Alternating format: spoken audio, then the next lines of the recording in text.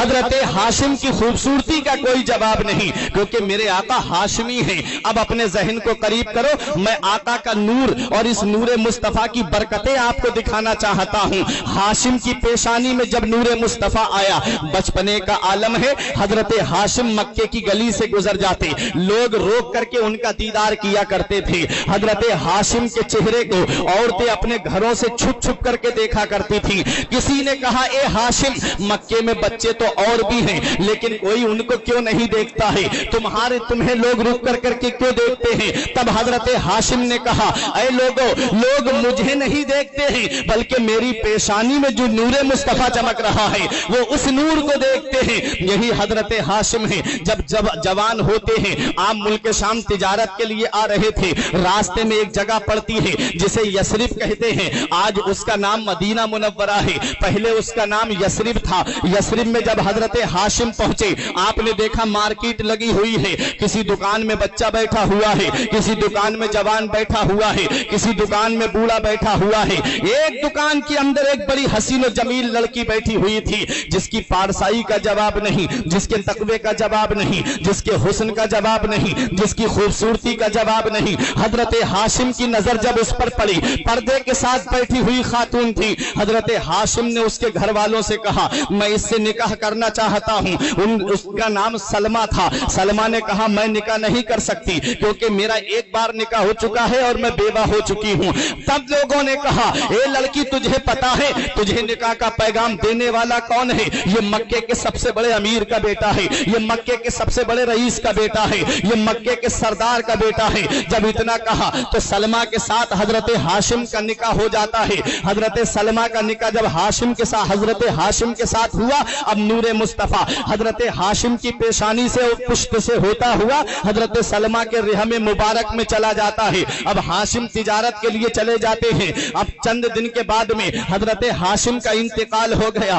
ادھر مدینے میں حضرت ہاشم کے ایک بیٹے پیدا ہوتے ہیں سلمہ کے شکم سے، جن کے بال بچے تمہارے یہاں بھی پیدا ہوتے ہیں، بچے ہمارے یہاں بھی پیدا ہوتے ہیں، لیکن جب بچہ پیدا ہوتا ہے تو اس کے بال عموماً کالے ہوتے ہیں۔ جب بچہ پیدا ہوتا ہے تو اس کے بال کالے ہوتے ہیں، لیکن آج جو مدینے میں بچہ پیدا ہوا ہے اس کے بال کالے نہیں ہیں بلکہ اس کے بال سفید ہیں۔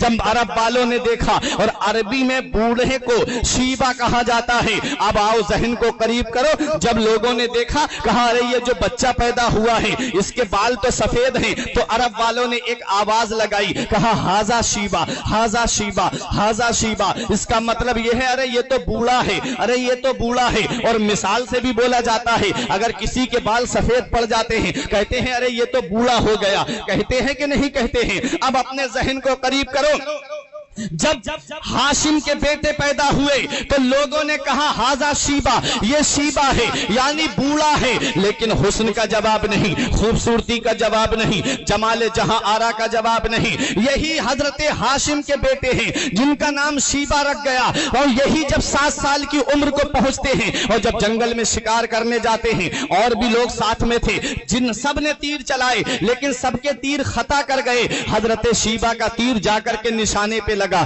لوگوں نے کہا تمہارا نشانہ 7 سال کی عمر میں اتنا اچھا کیسے ہے؟ تب حضرت شیبہ نے کہا یہ میرا کمال نہیں ہے بلکہ میری پیشانی میں جو نور مصطفیٰ چمک رہا ہے یہ اس نور مصطفیٰ کا کمال ہے۔ اللہ اکبر۔ جب یہی شیبہ جب عمر بڑھتی رہی، ادھر مکے کا ایک قافلہ آیا تھا، ان لوگوں نے دیکھا کہ ہاشم کے بیٹے ہیں اور وہ مدینے میں ہیں، تب ان لوگوں نے جا کر کے مطلب کو خبر دی اور کہا مطلب تمہارا ایک بھتیجا ہے اور وہ مدینے میں ہے یعنی یثرب میں ہے، تم اس کو اپنے پاس لے آؤ، تمہارے بھائی ہاشم کا انتقال ہو چکا ہے۔ اب مطلب اپنے اونٹ یا اونٹنی پہ سوار ہو کر کے جب یثرب میں پہنچے اور سلمہ سے کہا یہ میرا بھتیجا ہے اور میں اسے لینے کے لیے آیا ہوں۔ جب سلمہ نے اتنا سنا کہا میں اپنے بیٹے کو تمہیں نہیں لے جانے دوں گی، کہا میں اس کا خاندانی ہوں اور میں اپنے اس بھتیجے کو لے کر کے جاؤں گا۔ جب زیادہ اصرار کیا تب حضرت سلمہ نے جانے کی اجازت इजाजत दे दी। अब हजरत शीबा को लेकर के जब मुत्तलिब अपनी ऊंट पर या ऊंटनी पर लेकर के आ रहे थे, आगे बिठाए हुए थे, जब मक्के में दाखिल हुए लोग उनके हुस्न को देखने के लिए आ गए और कहा कि ये कौन है जिस बच्चे के हुस्न का जवाब नहीं, इसकी खूबसूरती का जवाब नहीं, इसके जमाले जहां आरा का जवाब नहीं।